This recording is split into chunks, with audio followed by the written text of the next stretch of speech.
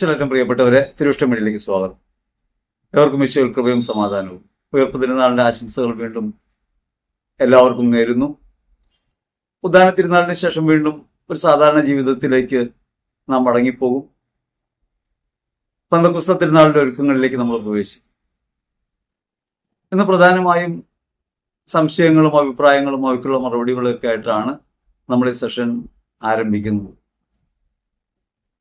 അഭിപ്രായങ്ങളെ സംബന്ധിച്ച് പറയുമ്പോൾ പ്രധാനപ്പെട്ടൊരു കാര്യം, ഒരു സഹോദരൻ അഭിപ്രായപ്പെട്ടൊരു കാര്യം ആമേൻ ഹല്ലേലൂയ എന്നൊക്കെ വന്ന് കമന്റ് ചെയ്യുന്നതിൽ വലിയ കാര്യമൊന്നുമില്ല. വ്യക്തമായ അഭിപ്രായങ്ങളാണ് പറയേണ്ടത്. നമുക്കും അതേ അഭിപ്രായങ്ങൾ തന്നെയാണുള്ളത്. ആമേൻ പറയുന്നവരെയൊക്കെ നിഷേധിച്ചുകൊണ്ടല്ല, ഒരു അംഗീകരിക്കുന്നു എന്ന നിലയ്ക്കായിരിക്കാം. എന്നാൽ കുറെ കൂടി ഗൗരവമായ കാര്യങ്ങളാണ് കേൾക്കാൻ നമുക്കും ആഗ്രഹം. സംശയങ്ങളോ ചോദ്യങ്ങളോ വിമർശനങ്ങളോ ഒക്കെ ഉണ്ടാകുമ്പോഴാണ് കൂടുതൽ ആഴമേറിയ പഠനങ്ങളിലേക്ക് പോകാനും കൂടുതൽ വ്യക്തതയോടെ കാര്യങ്ങളെ വിശകലനം ചെയ്യാനും നമുക്ക് സാധ്യമാകും. അതുകൊണ്ട് അഭിപ്രായങ്ങൾ കുറെ കൂടി ഗൗരവതരമാകണം എന്ന ആ അഭിപ്രായത്തോട് യോജിപ്പ് തന്നെയാണുള്ളത്. എന്നുകൊണ്ട് എല്ലാവരെയും നിഷേധിക്കുന്നില്ല. ഇനി വേറെ കുറെ അഭിപ്രായങ്ങൾ പറയുന്നവരുണ്ട്. സ്വന്തമായ ഐഡി ഇല്ലാതെ ഫേക്ക് ഐഡികളൊക്കെ ഉപയോഗിച്ച് വന്നിട്ട് ആക്ഷേപിക്കുന്നവരും ചീത്ത വിളിക്കുന്നവരും ഒക്കെയാണ്. അവരോടും അവരുടെ വൈകാരിക നിലയെക്കുറിച്ച് ഒരു സഹതാപം മാത്രമേ ഉള്ളൂ. നമുക്ക് അവരെ നിഷേധിക്കാൻ സാധ്യമല്ല. അത്തരത്തിലെ ആളുകളും സമൂഹത്തിലുണ്ട്. വ്യക്തിപരമായ അഭിപ്രായങ്ങൾ പറയാൻ ത്രാണിയില്ലാത്തവർ, പറയുന്ന ആശയങ്ങൾ എതിർക്കാൻ കഴിയാത്തത് കൊണ്ട് ആക്ഷേപങ്ങൾ ഉന്നയിക്കുന്നു, മോശം വാക്കുകൾ ഉപയോഗിക്കുന്നു. അതെല്ലാം അവരവരുടെ സംസ്കാരവും അവരവരുടെ നിലവാരവും ഒക്കെയാണ് വെളിപ്പെടുത്തുക. നമുക്കാരെയും തിരിച്ചാക്ഷേപിക്കാൻ താല്പര്യമില്ല. ആക്ഷേപങ്ങൾ കേൾക്കുമ്പോൾ വിളറിപ്പോവുകയോ അല്ലെങ്കിൽ വിഷമിക്കുകയോ ചെയ്യുന്ന പ്രകൃതവും നമുക്കില്ല. കാര്യമായി വന്ന അഭിപ്രായങ്ങൾക്കും വിമർശനങ്ങൾക്കും ചോദ്യങ്ങൾക്കുമൊക്കെ കഴിയാവുന്നത്ര വ്യക്തത നൽകാൻ, മറുപടികൾ നൽകാം എന്നാണ് വിചാരിക്കുന്നത്. അതിൽ ഒരു കാര്യം വന്നത്, യേശു സത്യമാണ്, പക്ഷെ നിങ്ങൾ പറയുന്നത് സത്യമല്ലെന്നാണ്. എന്ത് സത്യമല്ലാത്ത കാര്യമാണ് നമ്മൾ പറഞ്ഞതെന്നാണ് പറയേണ്ടത്. അതല്ലാതെ നിങ്ങൾ പറയുന്നത് സത്യമല്ല എന്ന് പറഞ്ഞാൽ അതെങ്ങനെയാണ് നമുക്ക് സാധൂകരിക്കാൻ പറ്റുക? ഒരു കാര്യം പറയുമ്പോൾ നിങ്ങൾ ഇന്ന കാര്യം പറഞ്ഞതിൽ പിഴവുണ്ട് എന്ന് പറഞ്ഞാൽ അതിനെക്കുറിച്ച് നമുക്ക് പറയാൻ പറ്റും.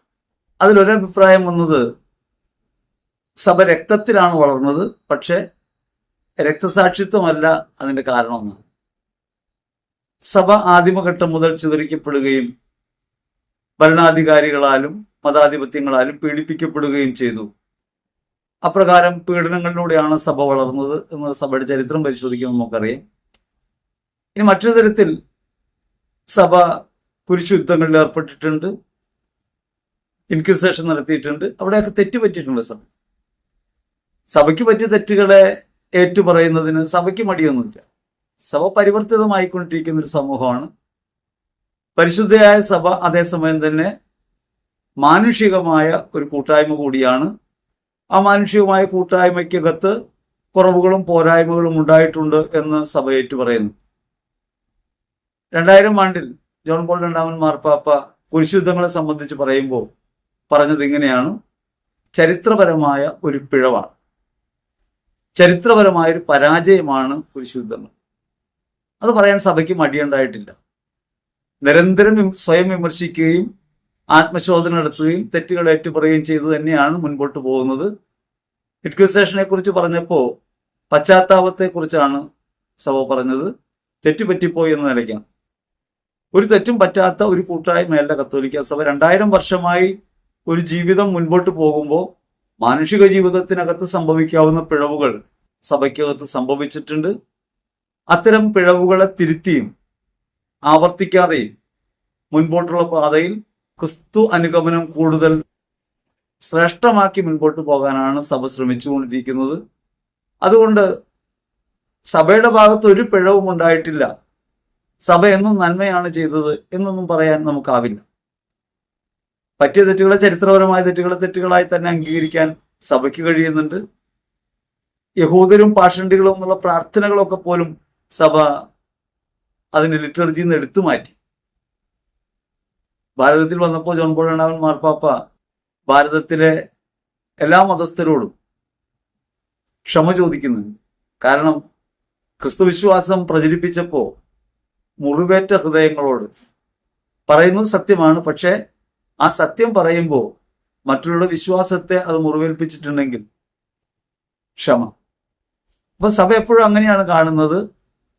സഭ ഒരിക്കലും ഒരു പിടിവാശി നിൽക്കുന്ന കാര്യമല്ല. പരമമായ നന്മയാണ് ഞങ്ങളെന്ന് പറയുന്നതല്ല, ക്രിസ്തുവിലാണ് നന്മയെന്നാണ് പറയുക. ഞാൻ സത്യമാണെന്ന് ഒരിക്കലും ഞാൻ പറഞ്ഞിട്ടില്ല. ഈ ഭൂമിയിൽ നശ്വരനായ ഒരു മനുഷ്യൻ, ഒരു കൃമിയായ മനുഷ്യൻ ഞാനാണ് ശരി എന്നെങ്ങനെയാണ് പറയുക? 100 തെറ്റുകൾ എൻ്റെ ഭാഗത്തുണ്ടായിട്ടുണ്ട്. ജീവിതത്തിൽ തെറ്റ് ചെയ്യാത്ത ഒരാളോ അല്ലെങ്കിൽ കുറവേതുമില്ലാത്ത ഒരാളോ ആയിട്ടല്ല നിങ്ങളോട് സംസാരിക്കുന്നത്. പിഴവുകളും പോരായ്മകളും ഒക്കെ ഉള്ള, പറയുന്നതിൽ പോലും തെറ്റ് പറ്റാവുന്ന ഒരാളായിട്ടാണ്. അതുകൊണ്ട് തന്നെയാണ് സംവാദം ആവശ്യമാണെന്നും നിങ്ങൾ അഭിപ്രായം പറയണമെന്നും ഒക്കെ പറയുന്നത്. അപ്പൊ അതുകൊണ്ട് സഭ അതിന്റെ വിശ്വാസ അടിത്തറയിൽ പിഴവുകളൊന്നുമില്ല എന്ന് വിശ്വസിക്കുമ്പോഴും അതിന്റെ പ്രയോഗ വഴിയിൽ വീഴ്ചകൾ ഉണ്ടായിട്ടുണ്ട് എന്ന് ഏറ്റുപറയുകയും തെറ്റുകൾ തിരുത്തുകയും അങ്ങനെ പരിപൂർണതാ മാർഗത്തിലേക്ക് പ്രവേശിക്കുകയും ചെയ്യുന്നു. റോമാലേഖനത്തിൽ മിസ്റ്റർ പൗലോസ്ലീഹ പറയുന്നത് ദൈവത്തിന്റെ സ്നേഹവാചനങ്ങളും വിശുദ്ധരാകാൻ വിളിക്കപ്പെട്ടവരെന്ന നിലയ്ക്കാണ്. വിളിക്കപ്പെട്ടവരെല്ലാം യോഗ്യതയോടെയാണോ മുൻപോട്ട് പോയിട്ടുള്ളത്? നയിക്കപ്പെടലുകളിൽ കുഴപ്പങ്ങൾ ഉണ്ടായിട്ടുണ്ടോ? രാജാധികാരങ്ങളുമായി ചേർന്ന സമയത്തൊക്കെ വീഴ്ചകളും പോരായ്മകളും ഉണ്ടായിട്ടുണ്ടോ? സഭ രാഷ്ട്രീയമായി ഇടപെട്ടത് ശരിയായിട്ടാണോ എന്നതിനെ സംബന്ധിച്ചൊക്കെ സഭയിൽ ചർച്ചകൾ ഉണ്ടായിട്ടുണ്ട്, വിമർശനങ്ങൾ ഉണ്ടായിട്ടുണ്ട്. സ്വയം വിമർശനപരമായി തെറ്റുകളെ ഏറ്റുപറയുകയും തിരുത്തുകയും മുൻപോട്ടുള്ള വഴിയിൽ മനുഷ്യ സ്നേഹത്തിന്റെ ഗാഥ രചിക്കാൻ ആധുനിക സമൂഹത്തിന് കഴിയും വിധം മനസാക്ഷിയുടെ സ്ഥലമായി സഭ പ്രവർത്തിക്കുന്നുണ്ട്. അക്കാര്യത്തെക്കുറിച്ചാണ് നമുക്ക് പറയാനുള്ളത്. അല്ലാതെ സഭയെ വെള്ളപൂശാൻ അല്ലെങ്കിൽ സഭയ്ക്ക് ഒരു കുഴപ്പമില്ല, ഇതാണ് ഏക ശരി, ഇവിടെ വരൂ എന്ന് പറയുന്ന നിലയല്ല. പുറമേ നിന്നുള്ളവർക്കും പറയാം, അകമേ നിന്നുള്ളവർക്കും പറയാം. സഭയെ വിമർശിക്കണം. വിമർശിച്ചു മാത്രമേ സഭയ്ക്ക് കൂടുതൽ നേരായ വഴിയിലേക്ക് തിരിയാൻ കഴിയൂ. തെറ്റുപറ്റുമ്പോൾ അത് ചൂണ്ടിക്കാണിക്കുകയും ആ ചൂണ്ടിക്കാണിക്കപ്പെടുന്ന തെറ്റുകൾ തിരുത്തുകയും ചെയ്യുക എന്നത് ഒരു മാനുഷിക കൂട്ടായ്മ എന്ന നിലയ്ക്ക് സഭയ്ക്ക് അനിവാര്യമായ കാര്യം തന്നെയാണ്. അതുകൊണ്ട് തെറ്റിദ്ധരിക്കേണ്ട, സഭ ഒരു കുഴപ്പമില്ലാത്തതാണ് എന്നല്ല. യഥാർത്ഥത്തിൽ സഭയുടെ അടിസ്ഥാന തത്വം പെശകേതുമില്ലാത്തതാണ്. പക്ഷെ പ്രയോഗ വഴിയിൽ അതിന് വീഴ്ചകൾ ഉണ്ടാകുന്നു, പരാജയങ്ങൾ ഉണ്ടാകുന്നു, തെറ്റുകൾ പറ്റിപ്പോകുന്നു എന്ന കാര്യത്തെക്കുറിച്ച് ഏറ്റുപറയാൻ, അനുതാപത്തോടെ ചിന്തിക്കാൻ, തെറ്റുകൾ തിരുത്താൻ സഭ എപ്പോഴും സന്നദ്ധമാണ്. 2000 വർഷത്തെ സഭയുടെ പാരമ്പര്യം അതാണ് വെളിപ്പെടുത്തുന്നത്. ഇനിയും കൂടുതൽ തെളിച്ചത്തിലേക്ക് സഭ വളരുമ്പോൾ, പരിശുദ്ധാത്മാവിനാൽ നയിക്കപ്പെടുമ്പോൾ തെറ്റുകൾ ഏറ്റുപറയുകയും കുറവുകൾ പരിഹരിക്കുകയും അങ്ങനെ മുൻപോട്ട് വിശുദ്ധിയിൽ മുന്നേറുകയും ചെയ്യും എന്ന് തന്നെയാണ് നമ്മുടെ ബോധ്യം.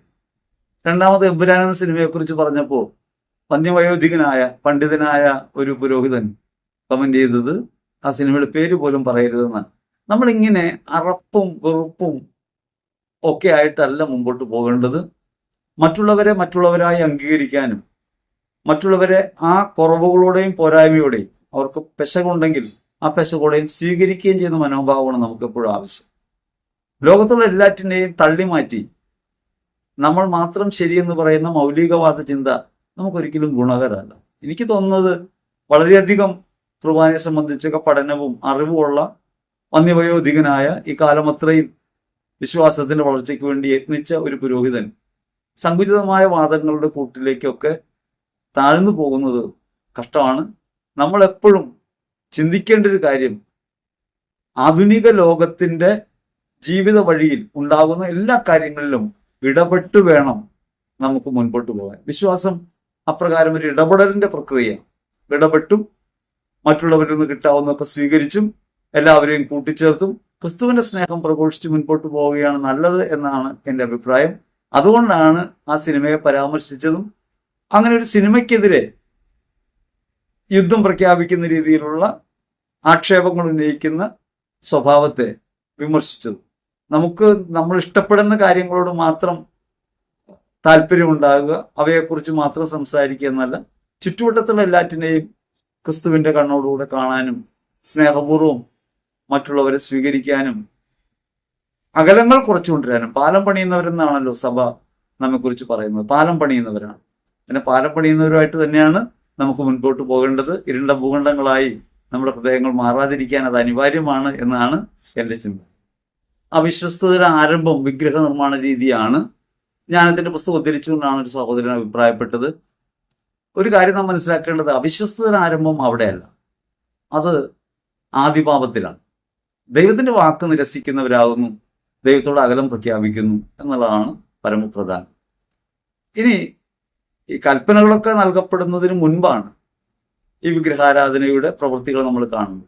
കൽപ്പനയുമായിട്ട് വരുമ്പോൾ തന്നെ അവര് കാളക്കുട്ടിയെ ഉണ്ടാക്കി ആരാധിച്ചുകൊണ്ടിരിക്കുകയാണ്. അവിടെ കാളക്കുട്ടിയെ ഉണ്ടാക്കി ആരാധിച്ചു എന്ന് പറയുമ്പോൾ സ്വന്തം പ്രയത്നത്തിലും കഴിവിലും ആശ്രയിക്കുകയും സമ്പത്ത് കേന്ദ്രീകൃതമായി ചിന്തിക്കുകയും ചെയ്യുന്ന ഒരു സ്വഭാവം അവിടെ നമുക്ക് കാണാൻ പറ്റും. അവരുടെ കയ്യിലുണ്ടായിരുന്ന ആഭരണങ്ങളൊക്കെ കൊണ്ടുവന്ന് തീയിലിട്ടിട്ടാണ് ഈ കാളക്കുട്ടി നിർമ്മിക്കുന്നത്.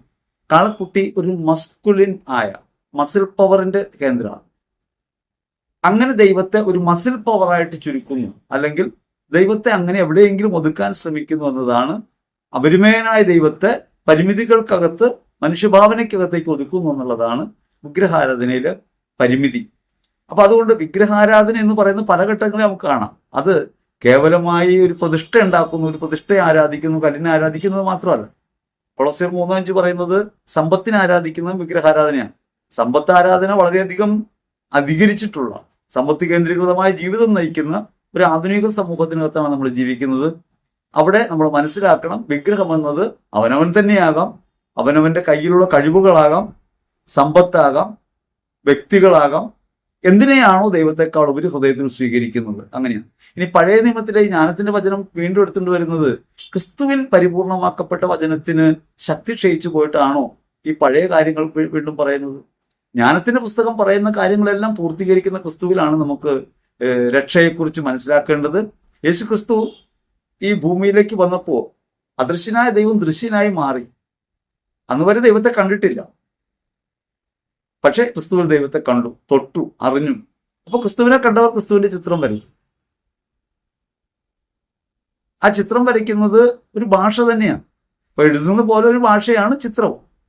ആദ്യത്തെ ഭാഷ ചിത്രരചനയിലൂടെയാണ് വരുന്നത്, നമുക്കറിയാം. എഴുത്തു ഭാഷ വരുന്നത് ചിത്രരചനയിലൂടെയാണ്, അടയാളങ്ങളൊക്കെ വരച്ചുകൊണ്ടാണ്. അപ്പോൾ അതുകൊണ്ട് വിഗ്രഹം എന്നതിനെ കേവലമായ ഒരു പ്രതിരൂപ നിർമ്മാണമായിട്ട് മാത്രം ചുരുക്കി കാണുകയോ, ഇതൊക്കെ നശിച്ചു പോകും, എല്ലാം നശിക്കുന്നവയാണ്, ഭൂമിയിലുള്ള സകലതും നശ്വരമാണ്.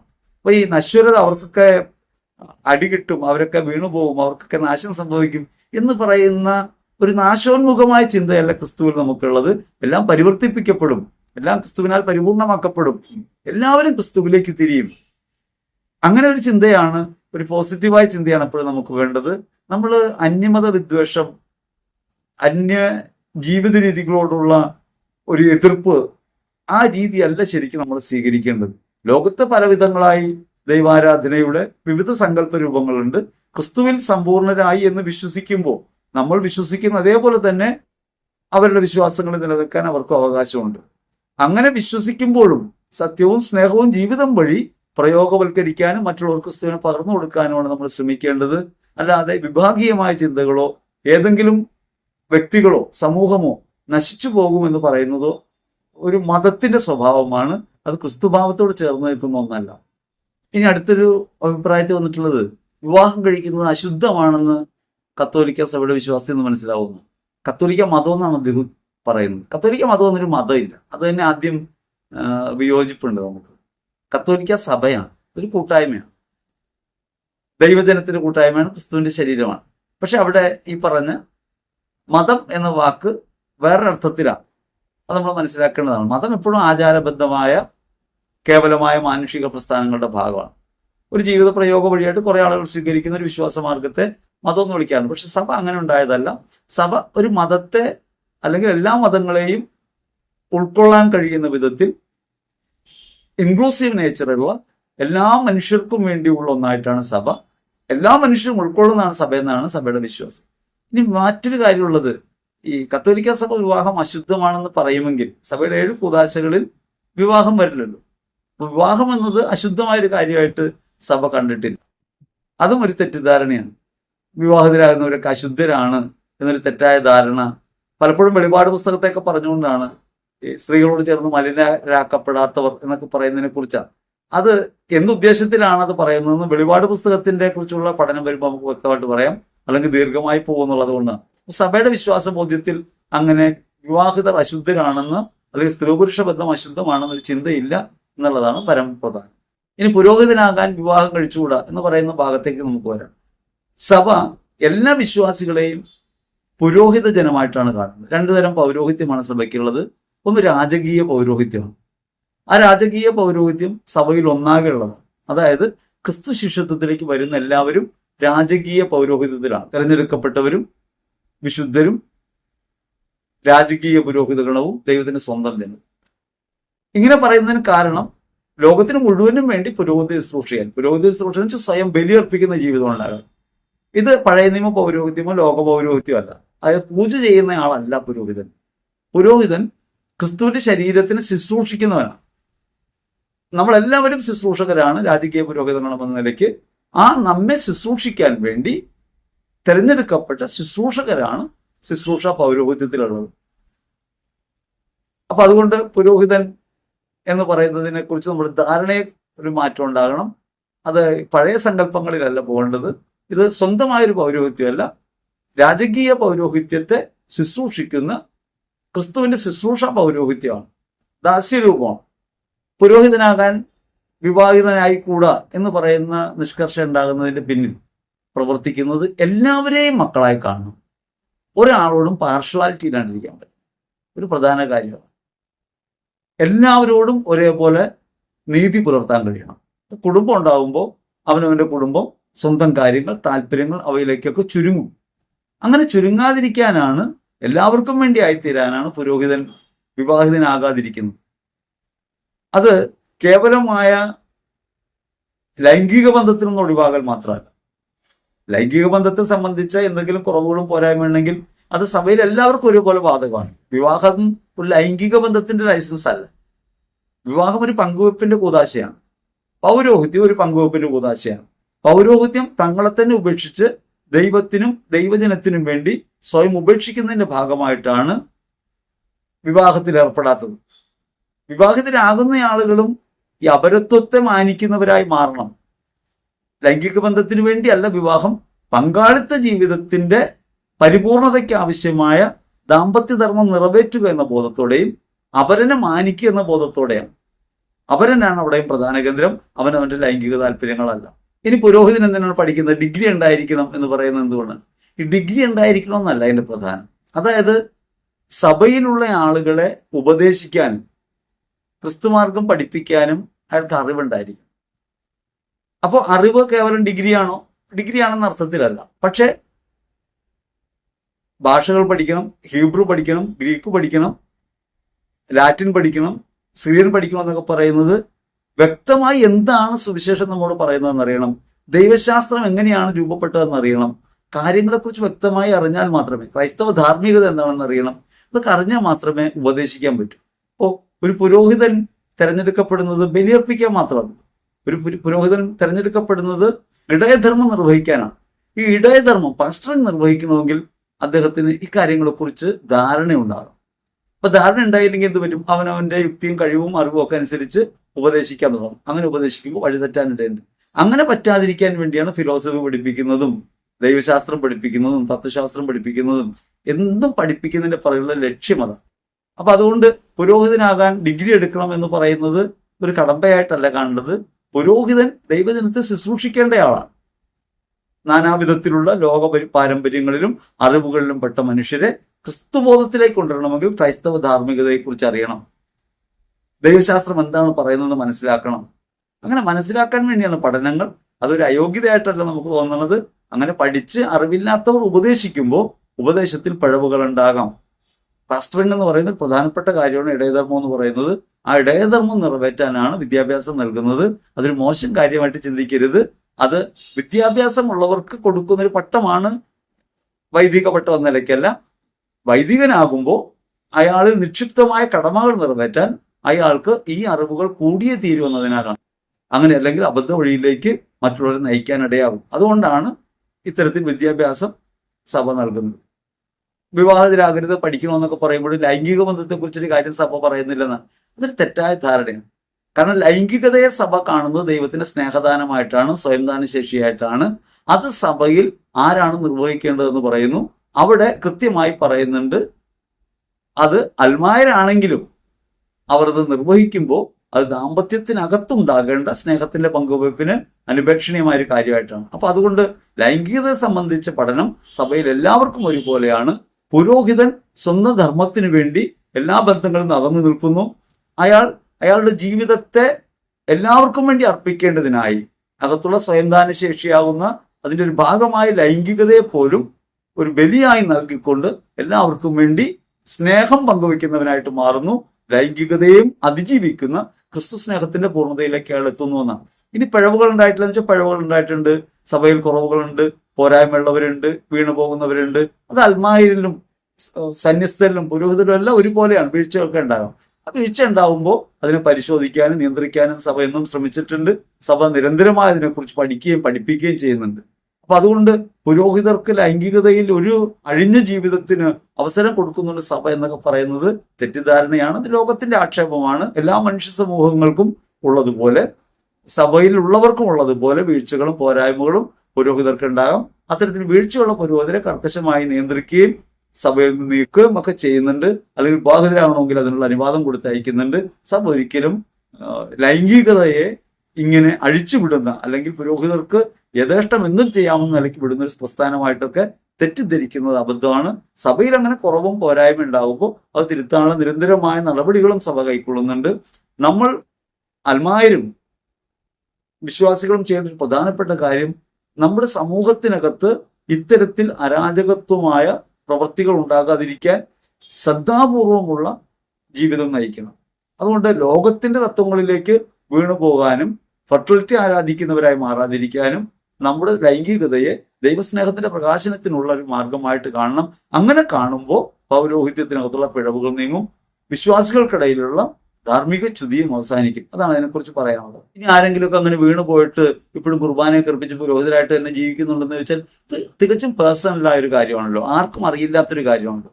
അപ്പൊ ആർക്കും അറിയില്ലാത്തൊരു കാര്യത്തിൽ വേറൊരാൾക്ക് കയറി ഇടപെടാൻ പറ്റില്ല. കുറവുകളും പോരായ്മകളും ഉള്ളവരുണ്ടെങ്കിൽ അവർക്ക് തിരുത്താനുള്ള അവസരങ്ങൾ നിരവധിയായി നൽകുന്നുണ്ട്. ഒപ്പം തന്നെ അത്തരത്തിൽ ഏതെങ്കിലും ആരോപണം ഉണ്ടാകുന്നവരെ കർക്കശമായി സഭയിൽ നീക്കി നിർത്താനും അല്ലെങ്കിൽ വിവാഹമെന്ന കുദാശയിലേക്ക് തിരിച്ചുവിടാനും ഒക്കെ സഭ ശ്രദ്ധിക്കുന്നുണ്ട് എന്നുള്ളതാണ് നമ്മുടെ പക്ഷം.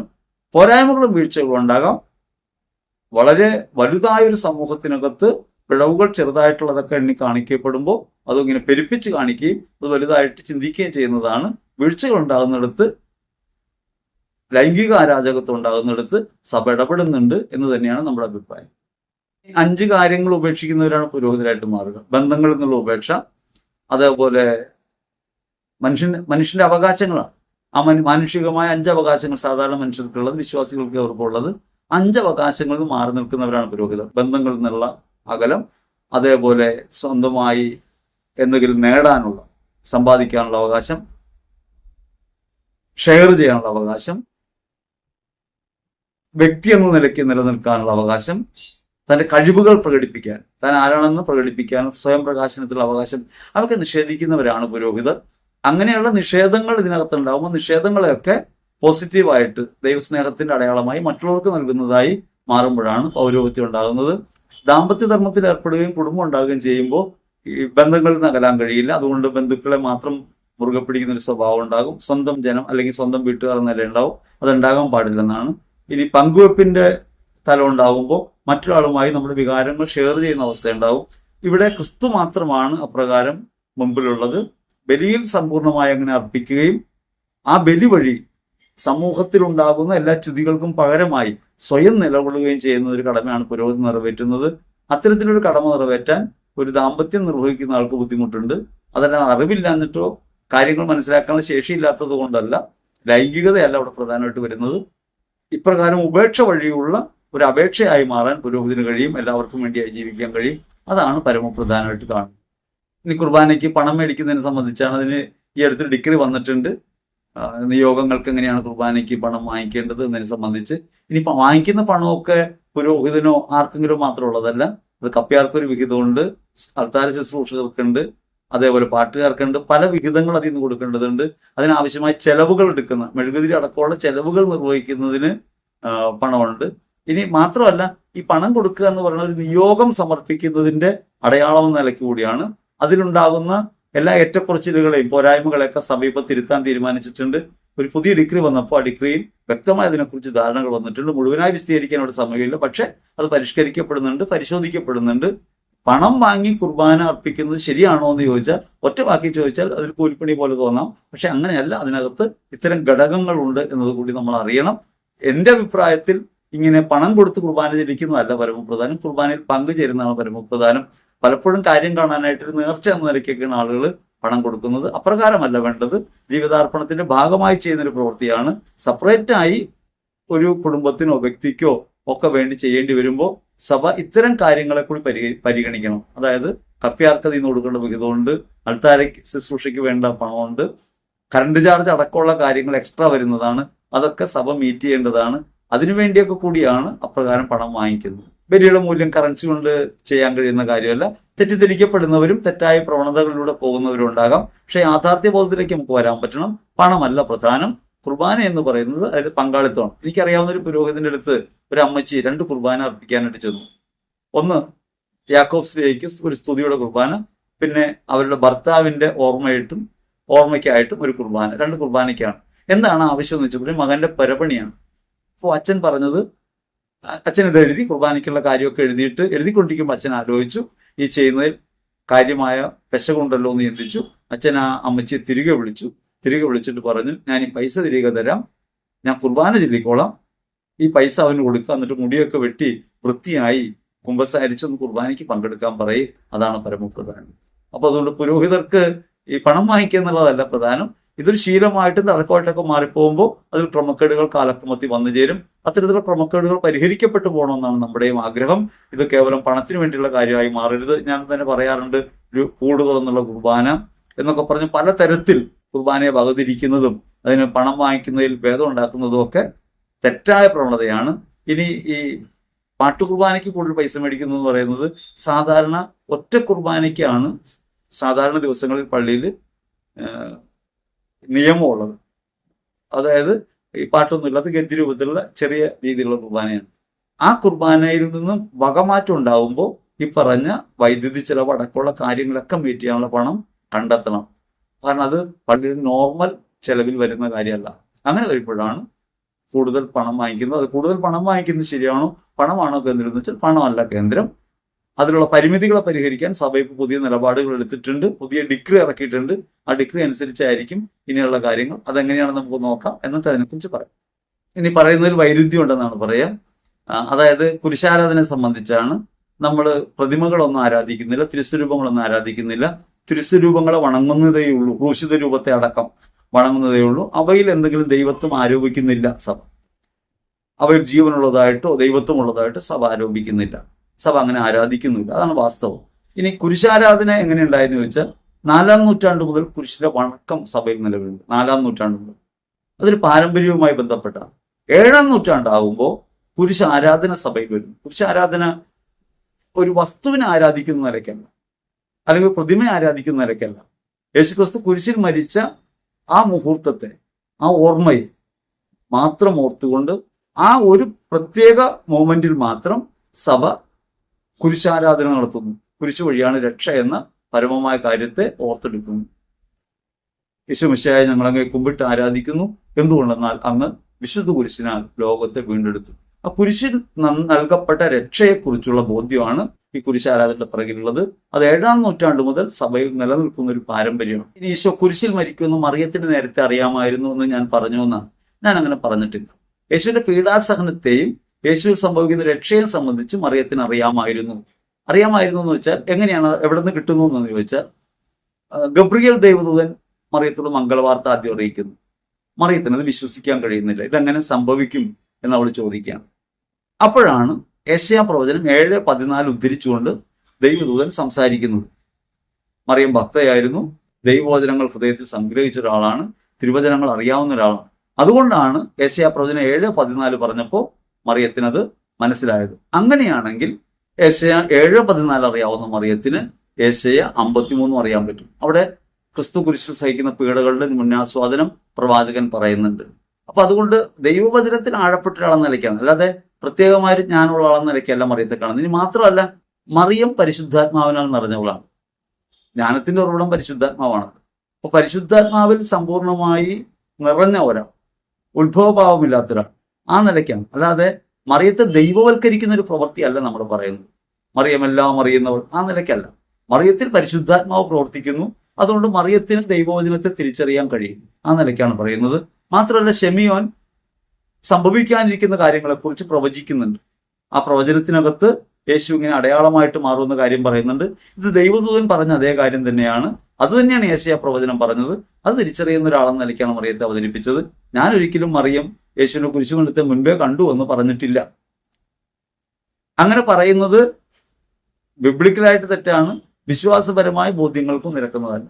ഇത്തരത്തിൽ മറിയത്തെ വാഴ്ത്തിപ്പാടുന്ന ആരാധനാമൂർത്തിയാണെന്ന നിലയ്ക്കൊക്കെ പറയുന്ന, ദൈവത്വം കൽപ്പിക്കുന്ന നിരവധി ആളുകളുണ്ട്. ഞാൻ ആ കൂട്ടത്തിൽ പെടുന്ന ആളല്ല. ഇത് നീതീകരിക്കാൻ വേണ്ടി പറയുന്നതല്ല. എൻ്റെ ഒരു ബോധ്യത്തിൽ ഒരു മനുഷ്യ സ്ത്രീ ദൈവത്തിന് സമ്മതം കൊടുക്കാനിടയായത് അവൾ ദൈവത്താൽ ജന്മപാപത്തിൽ നിന്ന് മോചനം ലഭിച്ചതുകൊണ്ടാണ് ഞാൻ വിശ്വസിക്കുന്നു. അത് കത്തോലിക്ക സഭയുടെ വിശ്വാസമാണ്. ആ വിശ്വാസ സത്യത്തെ അംഗീകരിച്ചുകൊണ്ടാണ് ഞാൻ സംസാരിക്കുന്നത്. പിന്നെ ഒരു കൾട്ട് എന്നൊക്കെ പറഞ്ഞു, ഞാൻ കൾട്ടിനെ കുറിച്ച് പറയുന്നില്ല, അതൊക്കെ പറഞ്ഞ് ഒത്തിരി പറയാനുണ്ട്. കൾട്ടെന്ന് വെച്ചാൽ എന്തെങ്കിലും ഒരു പ്രത്യേക ആശയത്തെ പുതിയതായി രൂപീകരിക്കുകയും വിശ്വാസ സത്യങ്ങളിൽ നിന്ന് വേർപെട്ട ഒരു നിലപാടുണ്ടാക്കുകയും അതിനൊരു ഗ്രൂപ്പൊക്കെ ഉണ്ടാക്കി പോകുന്ന വിഭാഗത്തെയാണ് കൾട്ടുകൾ എന്ന് പറയുന്നത്. വിശദമായി അതിനെക്കുറിച്ച് ഒത്തിരി പറയാനുണ്ട്. ഇനി കൃപാസനം മോഡൽ എന്നൊക്കെ പറഞ്ഞാൽ, കൃപാസനത്തെ ആദ്യകാലം മുതൽ എതിർക്കുന്ന ഒരാളാണ് ഞാൻ. ക്രമേണ ആ പേര് പോലും പറയാതെയായത് നിരന്തരം പറഞ്ഞ് ഒരു എതിരാളിയെ സൃഷ്ടിക്കാൻ താല്പര്യമില്ലാത്തതുകൊണ്ടാണ്. എതിരാളിയെ സൃഷ്ടിച്ചാൽ അവരെന്തെങ്കിലും ചെയ്യുന്ന പേടിയുണ്ടായിട്ടല്ല. നമ്മൾ ഈ എതിർപ്പിന്റെ കാര്യങ്ങൾ പറയുമ്പോഴും എതിർപ്പ് പറയുമ്പോഴും ഒരു എതിർപ്പിന്റെ സ്വഭാവം നമുക്ക് വന്നു. നമ്മൾ ആശയങ്ങളെ എതിർക്കും, തെറ്റുകളെ തിരുത്താനായിട്ട് ചൂണ്ടിക്കാണിക്കും എന്നല്ലാതെ ആരെയും എതിർപക്ഷത്ത് നിർത്താൻ, നമ്മൾ വിമർശിക്കുന്നവരെ പോലും, ചീത്ത വിളിക്കുന്നവരെ പോലും എതിർപക്ഷത്ത് നിർത്താൻ നമുക്ക് താല്പര്യമില്ല. എന്നെ ഒരാൾ മോശം വാക്ക് പറയുകയോ ചീത്ത പറയുകയോ ചെയ്യുമ്പോൾ ഞാൻ മനസ്സിൽ വിചാരിക്കാതെ ഞാനതിന് യോഗ്യനാണ്, അയാളിലൂടെ ദൈവം പ്രവർത്തിക്കുന്നുണ്ട്, എന്നെ തിരുത്തേണ്ടതുണ്ട്, എൻ്റെ അഹങ്കാരത്തെ ഹനിക്കാൻ അത്തരത്തിൽ ആരെങ്കിലുമൊക്കെ ഉണ്ടാകണമെന്ന് തന്നെയാണ് ഞാൻ ആഗ്രഹിക്കാറ്. ഞാൻ ദൈവമില്ലെന്ന് പഠിപ്പിച്ച ഒരാളാണ്. എന്നെ മറ്റൊരാൾ ഏതെങ്കിലും തരത്തിൽ ആക്ഷേപിച്ചാൽ അത് ഞാൻ ചെയ്തു പോയ അപരാധങ്ങൾക്കുള്ള പരിഹാരമായി സ്വീകരിക്കാൻ, അതൊരവസരമായി സ്വീകരിച്ച് ക്ഷമിക്കാൻ കർത്താവിനെ പഠിപ്പിച്ചിട്ടുണ്ട് എന്നാണ് എൻ്റെ ബോധ്യം. അപ്പൊ അതുകൊണ്ട് കൃപാസനം മോഡൽ എന്ന് വെച്ചാൽ കൃപാസനത്തിന്റെ പുറകിലുള്ളത് തെറ്റായ പഠനങ്ങളുണ്ട്, സാമ്പത്തികമായ നേട്ടങ്ങളുണ്ട്, ആളെ കൂട്ടുന്നുണ്ട്. അതെല്ലാം സഭാവിരുദ്ധമാണെന്ന് വിശ്വസിക്കുന്ന ഒരാളാണ് ഞാൻ. അപ്രകാരം പ്രവർത്തിക്കുന്നത്. ഞാൻ അങ്ങനെ ആളെ കൂട്ടുന്നില്ല, സാമ്പത്തികം ഉണ്ടാക്കാൻ ശ്രമിക്കുന്നില്ല, ഏതെങ്കിലും ഒരു ഇല്ലാത്ത ആശയം മാതാവ് പറഞ്ഞു പുതിയതായിട്ടെന്ന് പറഞ്ഞ് ഞാൻ കൊണ്ടുവരുന്നില്ല. സത്യസഭ പഠിപ്പിക്കുന്നതും ദൈവവചനത്തിലുള്ളതുമായ കാര്യങ്ങളെ വിശദീകരിക്കാനാണ് ശ്രമിക്കുന്നത്. ആധുനികമായ കാലഘട്ടത്തിന്റെ സാഹചര്യങ്ങളിൽ, ജീവിത സാഹചര്യങ്ങളിൽ എങ്ങനെ ഉപയുക്തമാകും വിധം പ്രയോഗിക്കാം എന്നതിനെ സംബന്ധിച്ചാണ് നമ്മൾ സംസാരിക്കുന്നത്. നിങ്ങളൊരു ഭീരുവാണോ അല്ലെന്നാണ് പക്ഷം, അത് നിങ്ങൾക്ക് വിധിക്കാം. കാരണം ഞാൻ എന്നെക്കുറിച്ച് എന്ത് പറയാനാണ്? ഞാൻ ഭയങ്കര ധീരനാണ് എന്ന് പറയാൻ എന്താണ് ധീരതയുടെ അർത്ഥമെന്ന് എനിക്കറിയില്ല. സത്യം പറയുന്നു, എതിർപ്പുകൾ ഉണ്ടാവുമ്പോൾ സഹിക്കുന്നു. എനിക്ക് ആരെയും ഭയമില്ലെന്നല്ല, എനിക്ക് ക്രിസ്തുവിന് ഭയമുണ്ട്. അതുകൊണ്ട് മറ്റൊന്നിനെയും ഞാൻ അങ്ങനെ കാര്യമായി പരിഗണിക്കുന്നില്ല. എൻ്റെ ജീവനെ പ്രധാനമായിട്ട് കരുതാത്തത് കൊണ്ട് ഭരണകൂടങ്ങളെയോ അല്ലെങ്കിൽ വർഗീയ ശക്തികളെയോ എന്ന് എതിർത്ത് പറയാൻ എനിക്ക് ഭയമില്ല. അതെനിക്ക് ക്രിസ്തുവിലൊരു ജീവിതം ഉണ്ടെന്ന് ബോധ്യമുള്ളത് കൊണ്ടാണ്. അതൊരു വലിയ ധീരതയായിട്ടും അഭിമാനകരമായ കാര്യമായിട്ടൊന്നും ഞാൻ കരുതുന്നില്ല. ഇനി ഒരു പുരോഹിതന്റെ പേര് ഞാൻ പറഞ്ഞില്ല. ഞാൻ ഒരു പുരോഹിതന്റെ പേര് പരമാവധി പറയാറില്ല. സാമൂഹ്യ മാധ്യമങ്ങളിൽ പ്രത്യക്ഷപ്പെട്ട ചില കാര്യങ്ങളാണ് പറഞ്ഞത്. ജപമാലയുടെ കാര്യം പറഞ്ഞത്, അതേപോലെ ഈ മാതാവിനെ കാണാനായിട്ട് 7 കാര്യങ്ങൾ വേണമെന്നൊക്കെ പറഞ്ഞതിനെ വിമർശിച്ച് പറഞ്ഞപ്പോഴാണ് എതിർപ്പുണ്ടായത്. അതൊരു പക്ഷേ അവരുമായിട്ടൊക്കെ ചേർന്ന് നിൽക്കുന്ന ആളായതുകൊണ്ടാകാം നമ്മളോട് എതിർപ്പ് തോന്നുന്നത്. എന്തുകൊണ്ടാണ് ഏത് സഭയാണെന്ന് പറയാത്തത് എന്ന് ചോദിച്ചാൽ, നമ്മൾ ഒരു സഭയെയോ ഒരു വ്യക്തിയെയോ ആക്ഷേപിക്കാൻ വേണ്ടി അല്ലേ കാര്യം പറയുന്നത്. ഇത്തരം കാര്യങ്ങൾ കേൾക്കുമ്പോൾ തെറ്റേത് ശരിയേതെന്ന് ചിന്തിക്കാൻ ഒരവസരം ഉണ്ടാകണം, ചിന്തിക്കാൻ ഇടയാകണം എന്ന നിലയ്ക്ക് ഒരഭിപ്രായം നമ്മൾ പറയാം. ബാക്കി കാര്യങ്ങൾ ചെയ്യുന്നത് അവരവർ തന്നെയാണ്. വ്യക്തിപരമായി നിങ്ങൾക്കും പരിശുദ്ധാത്മാവുണ്ട്, നിങ്ങൾക്കത് തീരുമാനിക്കാം, യുക്തിയോടെ ചിന്തിക്കാം, സത്യമാർഗത്തിലേക്ക് തിരിയാം. കത്തോലിക്ക സഭയിലുള്ള 2 പുരോഹിതരെ കുറിച്ചാണ് ആ വീഡിയോയിൽ പറഞ്ഞത്. കത്തോലിക്ക സഭയ്ക്ക് പുറത്തുള്ളവരല്ല. സഭ ഒരു കാര്യത്തെക്കുറിച്ച് പഠിക്കാനും അറിയാനും നടപടികളൊക്കെ എടുക്കാനും സമയം വൈകും. അതത്ര പെട്ടെന്ന് നടക്കുന്ന കാര്യമല്ല. ഒത്തിരി പ്രോസസ്സുകളിലൂടെ കടന്നു പോകണം. ഒരു പുരോഹിതൻ തെറ്റായിട്ട് എന്തെങ്കിലും സംസാരിച്ചാൽ, ഞാൻ തന്നെയും തെറ്റായിട്ട് സംസാരിച്ചാൽ, എൻ്റെ വികാരി വിളിച്ചാൽ ആദ്യം അതിനെക്കുറിച്ച് അന്വേഷണങ്ങൾ നടക്കും. പരാതികൾ ഉണ്ടാവും. ആരെങ്കിലും പറയുകയോ ചെയ്യുമ്പോൾ അതിനെക്കുറിച്ച് അന്വേഷണം നടക്കും. ഇടവക വികാരി ചോദിക്കും, വികാരിയോട് മെത്രാൻ ചോദിക്കും. മെത്രാൻ അത് വത്തിക്കാനുമായി ബന്ധപ്പെട്ടാണെങ്കിൽ, അത്തരം സീരിയസ് ആയ കാര്യമാണെങ്കിൽ അവർ ചിന്തിക്കും. അപ്പോൾ പിഴവുകൾ ഉണ്ടാകുമ്പോൾ അത് തിരുത്താനായിട്ട് സഭാ നേതൃത്വം ഇടപെടണമെന്ന് തന്നെയാണ് നമ്മുടെ അഭിപ്രായം. ഇത് പറയാൻ ഞാൻ ആരാണെന്ന് ചോദിച്ചാൽ ഞാനൊരു വിശ്വാസിയാണ്. ഞാൻ കത്തോലിക്ക സഭയെ വിശ്വസിക്കുന്നു. കത്തോലിക്ക സഭയുടെ പഠനങ്ങൾക്ക് വിരുദ്ധമായവ കാണുമ്പോൾ ഞാൻ അതിനെ എതിർത്ത് പറയുന്നു. അതല്ലാതെ ഏതെങ്കിലും വ്യക്തി എതിർക്കാൻ വേണ്ടിയോ സഭ എന്തുകൊണ്ട് നടപടി എടുക്കുന്നില്ല എന്ന് സഭയെ ചോദ്യം ചെയ്യാനല്ല ഞാൻ പോകുന്നത്. വഴിതെറ്റിപ്പോകാനിടയുള്ള അഭിപ്രായങ്ങൾ കേൾക്കുമ്പോൾ വഴിതെറ്റരുത്, ഇത് മോശം വഴിയാണ്, സഭ ഇങ്ങനെയാണ് പറയുന്നത്, നമ്മുടെ വിശ്വാസം ഇതാണ് എന്ന് പറയാൻ ശ്രമിക്കുന്നു. അത്രേ ഉള്ളൂ. പുരുഷനെ ആരാധിക്കുന്നതിന്റെ പിന്നിലുള്ള കാര്യം ഞാൻ പറഞ്ഞു. അത് നേരത്തെയും പറഞ്ഞതാണ്, ഇന്നും മറുപടിയിൽ അത് പറഞ്ഞിട്ടുണ്ട്. അതുകൊണ്ട് വീണ്ടും അത് ആവർത്തിക്കുന്നില്ല. പുരുഷനെ ആരാധിക്കുന്നത് ആ ഒരു ദിവസം, ആ ഒരു പ്രത്യേക സന്ദർഭത്തിൽ മാത്രമാണ്, ദുഃഖവെള്ളിയാഴ്ച മാത്രമാണ്. അത് സഭയിൽ 7-ാം നൂറ്റാണ്ട് മുതൽ നിലനിൽക്കുന്ന ഒരു പാരമ്പര്യമാണ്. സഭയിൽ നിരവധിയായ പാരമ്പര്യങ്ങൾ അങ്ങനെയുണ്ട്. സഭ 5 കാര്യങ്ങളിലാണ് ദൈവോധനത്തെ പൂർത്തീകരിച്ച് കാണുന്നത്. അത് വിശുദ്ധ ഗ്രന്ഥം, ദൈവശാസ്ത്രം, അപ്പോസ്തല പ്രബോധനം, വിശുദ്ധരുടെ ഡോക്ട്രൈൻസ്, വിശുദ്ധ പാരമ്പര്യം. അങ്ങനെ പാരമ്പര്യങ്ങളിൽപ്പെട്ട കുറെ കാര്യങ്ങളും നമ്മൾ പിന്തുടരുന്നുണ്ട്. അതുകൊണ്ടാണ് പൗലോസ്ലിഹ പറയുന്നുണ്ടല്ലോ, ഞങ്ങൾ പഠിപ്പിച്ച കാര്യങ്ങളെ പാരമ്പര്യം എന്ന് വെച്ചാൽ കുടുംബ പാരമ്പര്യം, അത്തരം പാരമ്പര്യങ്ങളല്ല, തലമുറ ശാപങ്ങളോ അത്തരം പാരമ്പര്യങ്ങളല്ല, സഭയിൽ നിലനിന്നു പോരുന്ന പാരമ്പര്യങ്ങൾ. അവയ്ക്കകത്ത് സഭ നിരന്തരമായി പരിശോധിക്കുകയും വേണ്ടവ തിരഞ്ഞെടുക്കുകയും ഉചിതമല്ലാത്ത പാരമ്പര്യങ്ങളെ തള്ളിക്കളയുകയും ചെയ്യും. അപ്പോൾ ഉചിതമായി തിരഞ്ഞെടുക്കപ്പെട്ട പാരമ്പര്യങ്ങളുമായി ബന്ധപ്പെട്ട ഒന്നാണ്. ഇപ്പം തെബോത്തെക്കുസ് എന്ന പ്രയോഗം മാതാവിനെ കുറിച്ചുള്ളത് 4-ാം നൂറ്റാണ്ട് മുതലുള്ളതാണ്. പല പരിശുദ്ധരാജ്ഞി പോലുള്ള പ്രാർത്ഥനകൾ നൂറ്റാണ്ടുകളുടെ പഴക്കമുള്ളവയാണ്. അതേപോലെ സഭയിൽ നിലനിൽക്കുന്ന വിശുദ്ധ കുരിശിന്റെ ആരാധന ദുഃഖവെള്ളിയാഴ്ച മാത്രമുള്ളതാണ്.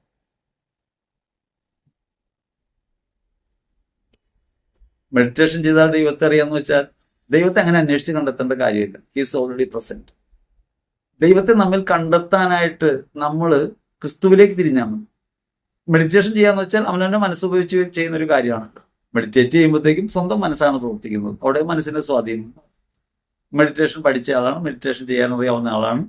പുതിയ രീതിയിലുള്ള മെഡിറ്റേഷൻസ് ഒക്കെ നമുക്ക് പ്രാക്ടീസ് ചെയ്യിക്കാൻ കഴിയുമെന്ന് ബോധ്യമുള്ള ആളാണ്. കോണ്ടംപ്ലേറ്റീവായ ധ്യാനങ്ങൾ ചെയ്യുന്ന ആൾ തന്നെയാണ്. അപ്പൊ അതുകൊണ്ട് മെഡിറ്റേഷനാണ് എല്ലാത്തിനും പരിഹാരം. അകത്തുള്ള ദൈവത്തെ കാണാൻ മെഡിറ്റേഷൻ കൊണ്ട് കഴിയുമെന്ന് വെച്ചാൽ ഒരാൾക്ക് അങ്ങനെ കഴിയുമെങ്കിൽ നമ്മൾ അതിനെ എതിർക്കുന്നില്ല. അത് അദ്ദേഹത്തിന്റെ അഭിപ്രായമാണ്. അതാണ് പരിപൂർണതാ മാർഗമെന്ന് നമ്മൾ വിശ്വസിക്കുന്നില്ല. 1 കൊരിന്ത്യർ 5-ാം അധ്യായത്തിൽ നമ്മുടെ പെസഹ കുഞ്ഞാടായ ക്രിസ്തു ബലിയർപ്പിക്കപ്പെട്ടിരിക്കുന്നു. അതുകൊണ്ട് നമുക്ക് തിരുനാൾ ആഘോഷിക്കാം. തിരുനാൾ ഉത്സവമാണ്, അതുകൊണ്ട് ഈസ്റ്റർ ഉത്സവമാണ്, ആഘോഷിക്കാം എന്നാണ് ഒരു അഭിപ്രായം. ഇതാണ് ഈ ഒരു വചനം മാത്രം എടുത്തു പറയുമ്പോഴുള്ള കുഴപ്പം. നമ്മുടെ പെസഹ കുഞ്ഞാടായ ക്രിസ്തു ബലിയർപ്പിക്കപ്പെട്ടിരിക്കുന്നു, അതുകൊണ്ട് നമുക്ക് തിരുനാൾ ആഘോഷിക്കാം എന്ന് പറയുന്നതിന്റെ താഴെ പുളിപ്പില്ലാത്തപ്പം കൊണ്ട് എന്ന് പറയുന്നുണ്ട്. അനീതിയും അശുദ്ധിയുമാകുന്ന പുളിപ്പില്ലാത്തപ്പം കൊണ്ടെന്ന് പറയുന്നുണ്ട്. ഈ അനീതിയും അശുദ്ധിയുമാകുന്ന പുളിപ്പില്ലാത്ത അപ്പത്തിന്റെ പ്രകൃതം എന്താണെന്നതിനെ സംബന്ധിച്ചാണെന്ന് പറഞ്ഞത്. ഈ ആഘോഷം എന്ന് പറയുന്നത് ഭൗതികമായ ആഘോഷമല്ല. ഭൗതികമായ ആഘോഷങ്ങൾ വേണ്ടെന്ന അർത്ഥത്തിലല്ല. മനുഷ്യർ സന്തോഷിക്കുന്നതിൽ നമുക്ക് എന്താണ് വിയോജിപ്പ്? സന്തോഷിക്കട്ടെ, നല്ല കാര്യം. പക്ഷെ അതിനകത്ത് ആന്തരിക സത്യം മറന്നു പോകുമ്പോൾ അനീതിയും അശുദ്ധിയുമാകുന്ന പുളിപ്പ് കലരാനിടയാവും. ആ പുളിപ്പ് കലർന്നു പോകുന്നതിനെ കുറിച്ചാണ് നമ്മൾ സംസാരിച്ചത്. അതുകൊണ്ട് ഉത്സവം കേവലമായ ബാഹ്യാഘോഷമല്ല, ഹൃദയത്തിൽ ആനന്ദം ഉണ്ടാക്കുന്ന നന്മയിലൂന്നിയ ഒന്നായി മാറുമ്പോഴാണ് അത് പുളിപ്പില്ലാത്ത അപ്പത്തിന്റെ ആഘോഷമായിട്ട് മാറുക, പെസഹ കുഞ്ഞാടായ ക്രിസ്തുവിന്റെ ആഘോഷമായിട്ട് മാറുക എന്നതിനെ സംബന്ധിച്ചാണ് നമ്മളന്ന് പറഞ്ഞത്. നിങ്ങൾക്ക് അഭിപ്രായങ്ങൾ പറയണം, വിമർശനങ്ങൾ ഉന്നയിക്കണം, പറയുന്നതിലെ പിഴവുകൾ ചൂണ്ടിക്കാട്ടണം. അത് നല്ല കാര്യം തന്നെയാണ്. കൂടുതൽ ചിന്തിക്കാനും കൂടുതൽ വ്യക്തതയോടെ കാര്യങ്ങൾ അവതരിപ്പിക്കാനും അതൊരു നല്ല പ്രചോദനം തന്നെയാണ്. മാത്രമല്ല, നമ്മൾ പരമാധികാരിയായിട്ട് എല്ലാം അറിയുന്ന ഒരാളായിട്ടല്ലല്ലോ നിങ്ങളുടെ കൂടെ ഇരിക്കുന്നത്. നിങ്ങളിൽ ഒരുവനായ ഒരാൾ തന്നെയാണ്.